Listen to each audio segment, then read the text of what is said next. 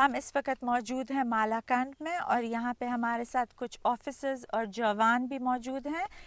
یہاں پہ اس وقت ہیں major Usman sahab, major Shiraz, captain Faisal and captain Usman. Welcome to the show. Major sahab, شروع کرنا چاہوں گی, یہ پاکستان آرمی نے ابھی تک تو بڑی کنونشنل وارز ہمیشہ, جیسے 65 کی تھی, 71 کی وار تھی, پھر ایک کارگل کا, اور اس سے پہلے Siachen operation.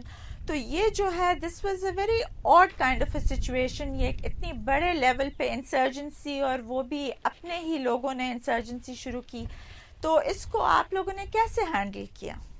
In fact Pakistan army اس سے پہلے جس طرح آپ نے مینشن کیا 65, 71 then Kargil and Siachen was conventional war, جس میں آپ کے پاس ویزیبل اینیمی ہوتا ہے, اور انکنونشنل وار میں کوئی سرٹن یا ویزیبل اینیمی نہیں ہوتا, اور اپنے ہی لوگوں کے بیچ میں سے کچھ انتہا پسند عناصر ہیں جو کہ پاکستان کی سلامتی یا پاکستان کے بقا کے اگینسٹ وہ انہوں نے جنگ شروع کی ہوئی ہے. تو اس میں identification of enemy is extremely difficult. تو when you can not identify between friend and foe then it becomes extremely difficult. تو اس میں فرسٹ آف آل یہ کہ when you are on ground اور آپ ٹرپس کے ساتھ آپریٹ کر رہے ہیں تو you have to acclimatize yourself with the situation with the local area. Major Shiraz, آپ ہمیں یہ بتائیں کہ جب آپ لوگ یہاں شروع میں آئے تو دین ایویکویٹنگ دس ہول ایریا اور یہ سارے لوگوں کو بھیجنا, یہ کیسے پاسبل ہوا؟ Did the army play a major part in this? Army itself evacuation میں اتنا انوالو نہیں تھی, کیونکہ آپریشن جیسے آپریشن کا آرڈر ملا تو وی ور پریپیرنگ فار آپریشنز. آپریشن کی تیاری میں ہم مصروف تھے. جسٹ ہم جو ہے نا ان کو اسسٹ کر رہے تھے کہ ٹھیک ہے آپ یہاں سے جو ہے نا واپس جا رہے ہیں, and we kept a check on them کہ ایٹ لیسٹ اس کو چیک کریں کہ کہیں ان کے بیس میں طالبان, مطلب وہ طالبان یا یہ دہشت گرد سو کالڈ طالبان یہ تو نہیں بھاگ رہے. موسٹلی ایسے ہم نے کیسز پکڑے ہیں, we have found such cases جنہوں نے داڑھی کٹوا کے, بال کٹوا کے پھر وہ واپس آئی ڈی پیز کے ساتھ مل کے چھپ کے واپس گئے ہیں. اور آپ نے نیوز میں کافی سنا بھی ہوگا کہ کیمپس میں سے اس طرح کے لوگ پکڑے بھی گئے ہیں. تو سچ اس پوائنٹ میں یہ کہوں گا کہ اگر دے ور سو موٹیویٹڈ ان دیئر کاز, کہ اگر اسلام کے نام پہ وہ اتنا موٹیویٹڈ تھے اپنے کاز کے لیے تو کبھی بھاگتے نہیں. کیپٹن صاحب, میں آپ سے یہ پوچھنا چاہوں گی کہ یہ ٹریڈیشنل وار اور ایک پراپر گوریلا وارفیئر جس طرح ابھی ہو رہا ہے, اس میں ہمارے عام عوام کو کی ناٹ ڈفرینشیٹ, ان کو اس میں فرق نہیں نظر آتا. تو آپ اس پہ تھوڑی روشنی ڈالیں گے؟ کنونشنل وارفیئر میں ایز یو نو کہ بارڈر مینشنڈ ہوتا ہے, اور یو نو کہ اس کے اپوزٹ جو فورس ہے وہ جو بھی ہے, اگر سولجر ہے یا عام ان کا بندہ ہے, ہی از اگینسٹ یو اور he will fight with you. So demarcation of border is there, and you know کہ اپوزٹ فورسز جو ہیں وہ کنونشنل وارفیئر کے لیے تیار ہیں. Guerrilla warfare is such type of phenomena that you cannot differentiate between a man till the time he is not armed. So this is the main difference between these two. اور پھر conventional warfare میں ہمارے پاس جو ہم weapons use کرتے ہیں وہ mass destruction کے ہوتے ہیں, گریٹر فورس کے ساتھ ہمیں جانا پڑتا ہے. مگر یہاں پہ آپ گریٹر فورس اپلائی نہیں کر سکتے بیکاز یہاں سول پاپولیشن ہے, سارے پاکستانی ہیں, ہمارے بھائی ہیں, اور اس میں سے چند عناصر ایسے ہیں, چند ایلیمنٹس ایسے ہوتے ہیں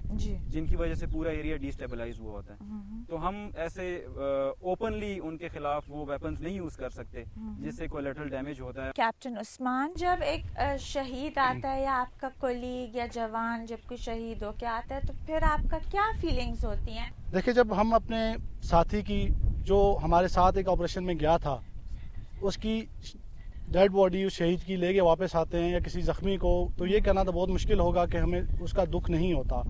دلی دکھ تو اس کا بہت ہوتا ہے, لیکن ہم ان سب چیزوں سے ان کو سائڈ پہ رکھ کر ایک کاز کی طرف جو بڑھ رہے ہیں نا, وہ ہمارے لیے سب سے بہتر وہ ہے.